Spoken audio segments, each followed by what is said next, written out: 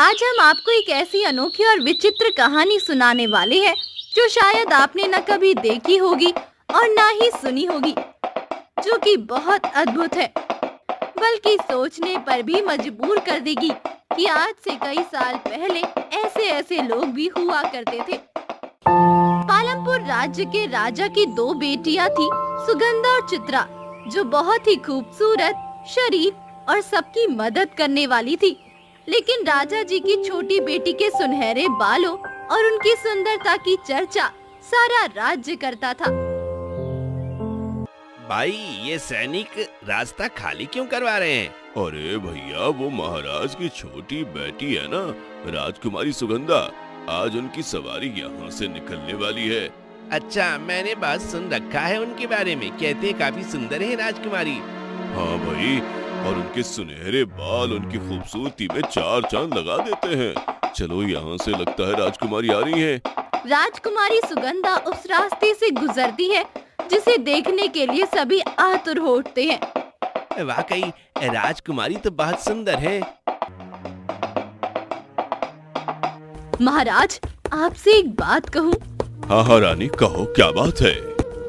महाराज, हमारी एक बेटी की तो आपने शादी करा दी, अब हमारी छोटी बेटी की शादी में इतनी देर क्यों हो रही है? उसके लिए भी जल्दी से जल्दी कोई राजकुमार ढूंढिए ना, उसकी भी तो उम्र हो रही है। रानी, तुम्हें पता नहीं, पर मैं अपनी बेटी सुगंधा के लिए बहुत ही तेजस्वी, पराक्रमी और सुंदर राजकुमार तलाश रहा हूँ, पर मुझे ऐसा कोई राजकुमार कहीं नहीं मिल रहा। क्या बात है महाराज, आप तो बड़े छुपे रुस्तम निकले। हाँ, और क्या रानी, हमारी बेटी लाखों में एक है, उसके लिए हमें सुंदर समझदार राजकुमार चाहिए होगा, परंतु मैंने सब जगह तलाश लिया, हमारी बेटी के लिए ऐसा राजकुमार नहीं मिल रहा। आप चिंतित मत होइए महाराज, सब अच्छा होगा। एक दिन की बात है। राजकुमारी, चलिए आज मैं आपको बाहर घुमाने ले चलती हूँ। क्या सच में? मेरा भी बहुत मन कर रहा था बाहर की शुद्ध हवा में घूमने का। राजकुमारी को सखी महल से बाहर ले जाती है। अरे वाह सखी, देखो तो जरा, उस नदी का पानी कितना शीतल लग रहा है, किसी चांदनी की तरह चमक रहा है। राजकुमारी, इस नदी का पानी जितना देखने में शीतल है, उससे कहीं ज्यादा नहाने में। आप एक बार इस नदी में स्नान तो करके देखिए, आपको आनंद ना आ जाए तो कहना। सच में? जी। राजकुमारी सुगंधा सखी के कहने पर उस शीतल नदी में स्नान करने लगती है। तभी उसके कुछ सुनहरे बाल नदी में बह जाते हैं। राजकुमारी, अब बस बहुत स्नान कर लिया, चलिए अब हमें अपने महल भी चलना चाहिए। सच में सखी, मेरा तो मन ही नहीं कर रहा है कि मैं इस नदी से बाहर निकलूं। बड़ा अच्छा लग रहा है। हमारा ज्यादा देर यहाँ रुकना सही नहीं है राजकुमारी, चलिए यहाँ से। ठीक है। राजकुमारी अपनी सखी के साथ महल आ जाती है, लेकिन राजकुमारी के बाल बहते बहते दूसरे राज्य में पहुंच जाते हैं और एक चट्टान में फंस जाते हैं।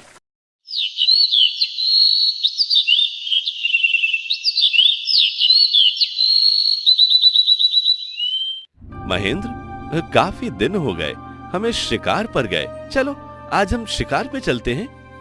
महेंद्र राजकुमार का बहुत ही अच्छा मित्र था, जो कि मंत्री का बेटा था। राजकुमार जहाँ भी जाता, महेंद्र को अपने साथ लेकर जाता था। ठीक है राजकुमार, आज आपका मन है तो चलिए चलते हैं। राजकुमार महेंद्र के साथ जंगल की ओर शिकार पर चले जाते हैं। मित्र, मुझे बहुत जोरों की प्यास लगी है। आप यहीं उस पेड़ के नीचे ठहरिए, मैं आसपास देखता हूँ कोई नदी या तालाब हो तो। महेंद्र पानी को तलाशता हुआ एक नदी के पास पहुँचता है और राजकुमारी के लिए पानी भरने लगता है। तभी उसकी नजर उन सुनहरे बालों पर जाती है। अरे ये क्या, इतने सुंदर बाल किसके हैं? महेंद्र उन बालों को लेकर राजकुमार के पास आता है। राजकुमार, ये देखिए कितने सुंदर और सुनहरे बाल। उन बालों को अपने हाथों में लेकर देखने लगते हैं। राजकुमार उन बालों को देखकर हैरान रह गया और उन बालों को अपने पास रख लिया। बेटे, खाना खा लो। नहीं माँ, मुझे भूख नहीं है। राजकुमार ऐसा कहकर अपने कक्ष में चले जाते हैं। रानी उन्हें सुबह फिर नाश्ता देती है, लेकिन वो कुछ भी खाने से मना कर देते हैं। महाराज, ना जाने हमारे बेटे को क्या तकलीफ है, ना ठीक से खाना खा रहा है और ना ही ठीक से किसी से बात कर रहा है। ठीक है, मैं कुछ करता हूँ। महेंद्र, जाओ राजकुमार से उनकी परेशानी का कारण पूछो। पता नहीं उसे क्या परेशानी है। जी महाराज। महेंद्र राजकुमार के कक्ष में जाता है। राजकुमार, क्या हुआ है? महाराज कह रहे थे कि आप ना तो आजकल ठीक से खाना खा रहे हो और ना किसी से बात कर रहे हो। क्या परेशानी है, मुझे तो बताइए। महेंद्र, मुझे वो सुनहरे बाल वाली लड़की चाहिए। अच्छा, तो यह बात है। आप चिंतित मत होइए, मैं अभी महाराज से इसकी इजाजत लेकर आता हूँ। महेंद्र राजा जी के पास आता है। महाराज, महाराज, मुझे राजकुमार के खाना ना खाने का कारण पता चल गया। क्यों? महाराज, जब हम शिकार पर गए थे तब हमें नदी में सुनहरे बाल मिले थे। राजकुमार को उसी सुनहरे बालों वाली लड़की से शादी करना है। अच्छा, ठीक है। राजा राजकुमार के कक्ष में जाते हैं। बेटे, तुम चिंतित मत हो।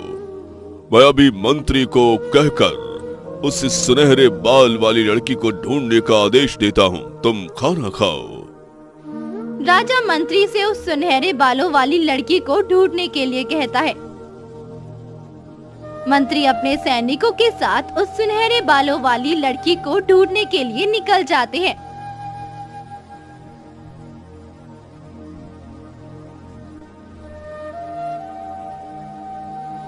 लेकिन महीनों बीत जाते हैं, फिर भी उन्हें वो सुनहरे बालों वाली लड़की का कोई पता नहीं चलता। ये बात जब राजकुमार को पता चलती है तो वो और भी ज्यादा बीमार हो जाते हैं। मंत्री, सारे राज्य में जाकर ऐलान कर दो, जो भी उस सुनहरे बाल वाली लड़की को ढूंढ कर लाएगा उसे भारी इनाम दिया जाएगा। इनाम के लालच में बहुत सारे लोग उस लड़की को ढूंढने लगे, लेकिन फिर भी उस लड़की का कहीं पता नहीं चला। महाराज, कुछ तो करिए, वरना हमारा बेटा मर जाएगा। मंत्री, 1 महीने में अगर वो सुनहरे बाल वाली लड़की नहीं मिली तो मैं तुम्हें सजाए मौत दूंगा। मंत्री राजा जी की बात सुनकर घबरा जाता है। अरे भाई, क्या करूं, कुछ समझ नहीं आ रहा। सब जगह देख लिया, लेकिन वो लड़की मुझे नहीं मिल रही। पिताजी, आप फिक्र मत करिए, मैं 1 महीने में उस लड़की को ढूंढ लूंगा। महेंद्र ने एक चूड़ी बेचने वाले का रूप रखा और नदी के किनारे किनारे चूड़ियां बेचने निकल गया। जहाँ भी कोई गांव आता है, जोर जोर से आवाजें लगाने लगता।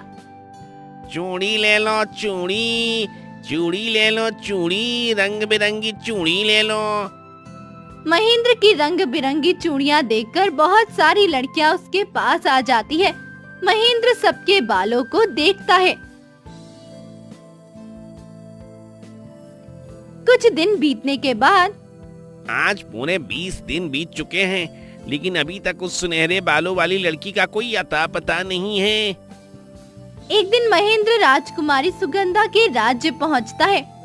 चूड़ी ले लो चूड़ी, चूड़ी ले लो चूड़ी, रंग बिरंगी चूड़ी ले लो। चूड़ी वाले, जरा यहाँ आना। महेंद्र किसी भी लड़की को जब भी चूड़ियाँ बेचता था, सबसे एक ही बात पूछता था। क्या तुम्हारे यहाँ भी सुनहरे बालों वाली लड़की है? नहीं, हमें इस बारे में कुछ नहीं पता। एक दिन महीने के खत्म होने में जब कुछ ही दिन बचे हुए थे, तब एक लड़की ने महेंद्र को चूड़ी लेने के लिए बुलाया। एक बात पूछूं? हाँ हाँ, पूछो। हमारे राज्य में एक लड़की है जिसके बाल सुनहरे हैं। क्या तुम्हारे यहाँ भी कोई ऐसी लड़की है जिसके बाल चमकदार और सुनहरे हैं? हाँ, हमारे राज्य में हमारी राजकुमारी है ना, उनके बाल बहुत ही चमकदार और सुनहरे हैं। झूठ हो ही नहीं सकता, मैं नहीं मानता। मैं झूठ नहीं बोल रही, सच कह रही हूँ। कहो तो मैं राजकुमारी के बाल तुम्हें ला कर दूँ? अगर तुमने मुझे राजकुमारी के बाल दिखा दिए तो मैं तुम्हें ये सारी कीमती चूड़ियां उपहार में दे दूंगा, और अगर तुम गलत साबित हुई तो मुझे तुमसे शादी करनी होगी। ठीक है, मुझे मंजूर है।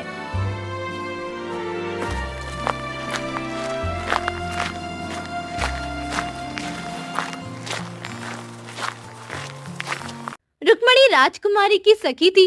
वो शाम को राजकुमारी के पास जाती है और बातों ही बातों में राजकुमारी के कुछ बाल काट कर दिलाती है। दूसरे दिन जब आता है, चूड़ी ले लो, रंग बिरंगी चूड़ी ले लो। ओ चूड़ी वाले, आओ यहाँ। ये देखो, हमारी राजकुमारी से ज्यादा चमकीले और सुनहरे बाल हैं किसी लड़की के। अरे वाह, ये तो वाकई बहुत चमकीले और सुनहरे बाल हैं। वाकई तुम सच कहती थी। अब ये सारी चूड़ियां तुम्हारी हैं। अब बस एक दिन ही बचा है और रास्ता बहुत लंबा है। कैसे पहुंचूंगा वहां? अगर समय से नहीं पहुंचा तो महाराज पिताजी को सजा सुना देंगे। महेंद्र जैसे तैसे एक घोड़ा खरीदता है और दिन रात सफर कर अपनी मंजिल की तरफ जाने लगता है। मंत्री, आज पूरा 1 महीना हो चुका है। कहाँ है वो सुनहरे बाल वाली लड़की? तुम चुप क्यों हो? कुछ बोलते क्यों नहीं? मंत्री सिर झुकाकर खड़ा था। राजकुमार की भी तबीयत बिगड़ रही थी। लगता है तुम अपने काम में कामयाब नहीं हुए। अब सजा भुगतने के लिए तैयार रहो। राजा सैनिकों से कहकर मंत्री को कैद करवा देते हैं और उसी दिन फांसी का हुक्म देते हैं। जल्लाद जैसे ही मंत्री की गर्दन कलम करने वाला होता है। रुक जाओ, मैंने सुनहरे बाल वाली लड़की का पता लगा लिया है। यहाँ से 200 मील दूर एक राज्य है, वहाँ की छोटी राजकुमारी के ही बाल सुनहरे हैं। राजा महेंद्र की बात सुनकर बहुत खुश होता है। मंत्री, जाओ और हमारा किसी सैनिक से कहकर उस राज्य के राजा को सूचना दो। हम कुछ ही दिन में उनके राज्य में पधारेंगे। राजा अपनी बेटी को लेकर पालमपुर राज्य के लिए निकल पड़ता है। काफी दिनों की यात्रा के बाद राजा दूसरे राजा के राज्य पहुंचता है। क्योंकि राजा जी ने पहले से खुद के आने की सूचना दूसरे राजा तक पहुंचा दी थी, इसीलिए उनका स्वागत बहुत धूमधाम से होता है। बेटी, अगर तुम्हें भी ये रिश्ता मंजूर है तो हम बात आगे बढ़ाएं। नहीं नहीं, अभी नहीं। अभी मैं खुद राजकुमार से कुछ सवाल के जवाब चाहती हूँ। अगर उन्होंने सब कुछ सही बता दिया तो ठीक है, नहीं तो ये रिश्ता मुझे मंजूर नहीं।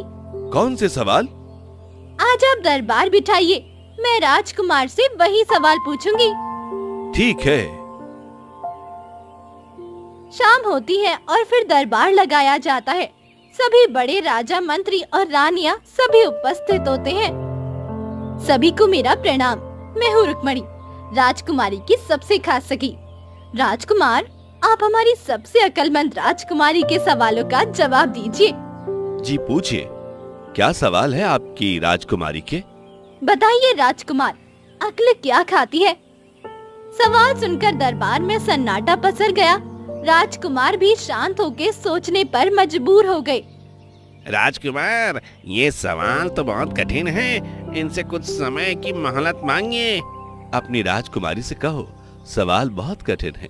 हमें कल तक का समय दे दे ताकि हम इसका जवाब सोच सकें। राजकुमार को एक दिन की मोहलत मिल जाती है।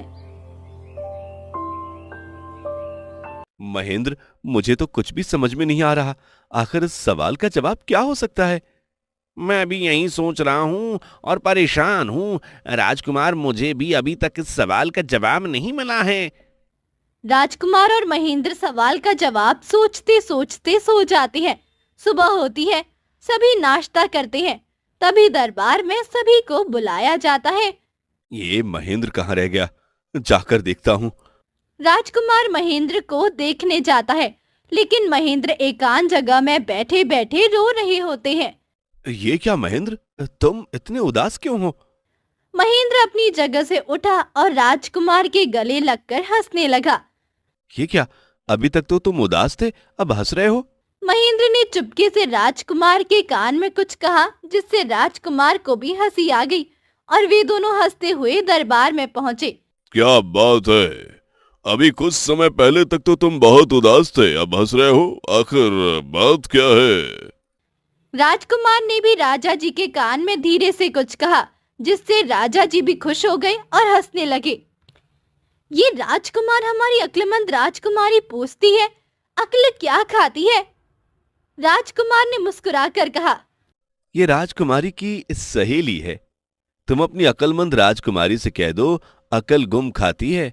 राजकुमार का जवाब सुनकर दरबार में बैठे सारे लोग तालियां बजाने लगे। ये अच्छे और अक्लमंद राजकुमार हमारी नेक दिल और अक्लमंद राजकुमारी पूछती है, अकल क्या पीती है? राजकुमारी का सवाल सुन दरबार में बैठे सारे लोग फिर से सोच में पड़ गए। राजकुमार भी सोचने पर मजबूर हो गए। राजकुमार ने फिर एक दिन की मोहलत मांगी।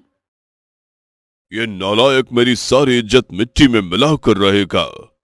अब क्या जाने क्या होगा उस राजकुमारी के सवाल का जवाब। राजकुमार जोर जोर से हंसने लगता है। तुम्हें शर्म आनी चाहिए कि हम सब परेशान हो रहे हैं और उस सवाल में उलझे हैं। भरे दरबार में हमें आज जलील होना पड़ेगा और तुम हंस रहे हो। बड़े ही बेशर्म हो। राजकुमार बड़ी ही शालीनता के साथ राजा के पास आया और उनके कान में कुछ कहने लगा, जिसे सुनने के बाद राजा भी मुस्कुराने लगे। महाराज, मैं तो इसलिए आपके गुस्से पे हंस रहा हूं। ये अक्लमंद राजकुमारी की अच्छी सहेली। जाओ और जाकर अपनी राजकुमारी से कह दो, अकल गुस्सा पीती है। राजकुमार के इतना कहते ही दरबार में तालियां गूंज पड़ी। चारों तरफ राजकुमार की बड़ी बड़ाइयां थी। ठीक है राजकुमारी। प्रणाम राजकुमार, वाकई बड़े अक्लमंद हैं आप। आपने मेरे दोनों सवालों के ठीक ठाक जवाब दिए हैं। और अब आखिरी सवाल ये है कि एक शेर पिंजरे में मुर्दा बंद है। आप पिंजरा खोले बगैर और पिंजरा की कोई चीज तोड़े बगैर उस मुर्दा शेर को पिंजरे में से निकाल दीजिए। राजकुमारी ऐसा कहकर चली जाती है। महेंद्र, अब तो हम फंस गए। ये कैसे संभव है? एक मरे हुए शेर को कैसे पिंजरे से बाहर निकाल सकते हैं? राजकुमार, ये तो मेरी समझ से परे है, पर आप फिक्र मत कीजिए, मैं इसका कोई ना कोई हल निकाल लूंगा। उसी शाम महेंद्र ने चूड़ी वाले का भेष बदला और चूड़ी बेचने निकल पड़ा। तभी रुक्मणी की नजर उस पर पड़ी तो उसे अपने पास बुला लिया। ओ, तो तुम वही हो राजकुमार के सबसे घनिष्ठ मित्र। पर तुम ऐसा क्यों कर रहे हो कि चूड़ी वाले का भेष क्यों बनाया है तुमने? बताओ बताओ। पहले भी तुमने मुझसे झूठ बोला था और राजकुमारी का पता पूछा था। अब चुप क्यों हो? बताओ भी। हाँ, मैं राजकुमार का घनिष्ठ मित्र हूँ। अच्छा, राजकुमार तो अभी जीत रहे हैं, परंतु कल नहीं जीत पाएंगे। ये कोई मामूली सवाल नहीं है जिसका उत्तर तुम्हारे राजकुमार आसानी से दे दे। रुक्मणी के ऐसा कहते ही महेंद्र फूट फूट कर रोने लगता है। क्या हुआ? तुम रो क्यों रहे हो? क्या बताऊं, राजकुमार ने कहा था अगर मैं शर्त जीत गया तो उनकी शादी राजकुमारी से तय, और जब उनकी शादी हो जाएगी तो वो महाराज से कहकर मेरी शादी भी करा देंगे। लेकिन अगर वो शर्त हार गए तो ना उनकी शादी राजकुमारी से होगी और ना ही मेरी तुमसे। क्या? हाँ, अगर तुम्हें कोई दिक्कत नहीं तो बताओ। मुझे तुम बहुत अच्छी लगती हो, तुमसे मैं शादी करना चाहता हूँ। रुक्मणी महेंद्र की बातें सुनकर शर्मा जाती है और कहती है, तुम रो मत, मैं बताती हूँ तुम्हें शहर को पिंजरे में से कैसे निकाला जा सकता है। क्या सच में? हाँ, ठीक है, फिर बताओ। दरअसल बात यह है कि उस पिंजरे के अंदर जो शेर है वो कोई असली शेर नहीं है, बल्कि एक मोम का बुना हुआ असली दिखने वाला शेर है जो बिल्कुल असली जैसा दिखता है। ओहो, ये बात है। हाँ, अब राजकुमारी ने तो तुम्हें जो सवाल दिया है मैं बताती हूँ। तुम जैसे ही पिंजरे के पास जाओगे, एक लोहे की साग को आग में तेज तपाना और जैसे ही साग तप जाए उसे पिंजरे के अंदर मोम से बने शेर के पेट को छू देना, जिससे पिघलकर पूरा बिना शर्त लगाए या बिना बाहर लाए बाहर आ जाएगा। वाकई ये तो बहुत अद्भुत है। तुम्हारा बहुत बहुत धन्यवाद। अब मैं चलता हूँ, राजकुमार को भी बताना है। वाह महेंद्र वाह, मुझे तुम पर गर्व है। यहाँ के राजा से कहकर मैं तुम्हारी शादी उस लड़की से जरूर करवाऊंगा। अब चलो, दरबार में आज का सवाल हमें जल्द पूरा करके अपने राज वापस चलना है। सभी दरबार में एकत्रित हुए। आप शर्त पूरी करने के लिए तैयार हैं कि वापस अपने राज्य जाना चाहेंगे? नहीं राजकुमारी, मैं यहाँ से अकेले जाने के लिए नहीं आया। मैं आपको भी अपने साथ अपने राज्य लेकर जाऊंगा। चलिए, आपके आखिरी सवाल को हल करते हैं। सैनिकों, जाओ पिंजरा लेकर आओ। सैनिक पिंजरा लेकर आते हैं। पिंजरे में बंद नकली शेर वाकई किसी असली शेर की तरह लग रहा था। दरबार में बैठे सभी लोग हैरान परेशान थे कि आखिर बिना किसी शेर को हाथ लगाए या बाहर लाए बाहर कैसे निकलेंगे। सैनिकों, जाओ एक लोहे की शाख ले आओ और आग सुलगाओ। सैनिक राजकुमार का आदेश सुन एक लोहे की साख और आग लेकर आते हैं। राजकुमार लोहे की साख को गर्म करते हैं और शेर के पेट में घोंप देते हैं, जिसके तुरंत बाद मोम का बना शेर पिघलकर बाहर आ जाता है। राजकुमार के काम देखकर दरबार में बैठे सारे लोग वाहवाही देने लगते हैं। राजकुमारी, मैंने आपकी शर्त पूरी की।